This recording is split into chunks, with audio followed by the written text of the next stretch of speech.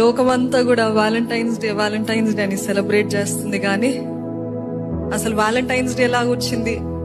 ఒక మాటలో చెప్పాలంటే ఒక వ్యాలంటైన్ అని ఒక ప్రీస్ట్ ఆ రోజు కాలంలో రోమన్ ఎంపైర్ లో క్లాడియస్ అని ఒక వ్యక్తి ఉన్నాడు, రాజు. ఈ సోల్జర్స్, వివాహం చేసుకున్న సోల్జర్స్ అందరూ చెడిపోతున్నారు, వాళ్ళకి బాధ్యతలు ఎక్కువై సరిగ్గా చేయట్లేదు, సరిగ్గా యుద్ధం ఆడట్లేదు అని చెప్పి అసలు ప్రతి ఒక్కరు, ఏ సోల్జర్ కూడా ఎవరు కూడా వివాహం చేసుకోవద్దు అని ఒక రూల్ తీసుకొచ్చారు.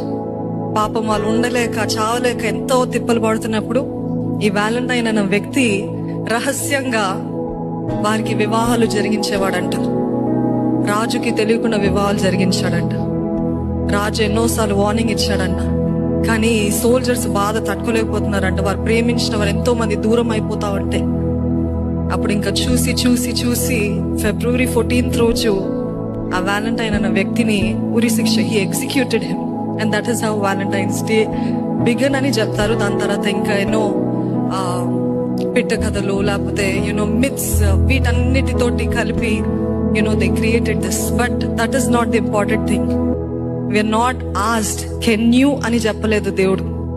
దేవుడు ఏమన్నాడు? ఆజ్ఞ ఇచ్చాడు, ప్రేమించాలి, love one another, it is a command. అది దేవుడు ఇచ్చిన ఆజ్ఞ. మన ఫీలింగ్స్ వస్తూ ఉంటాయి, పోతూ ఉంటాయి, కానీ నిలిచేది ఒక్కటే, ప్రేమ.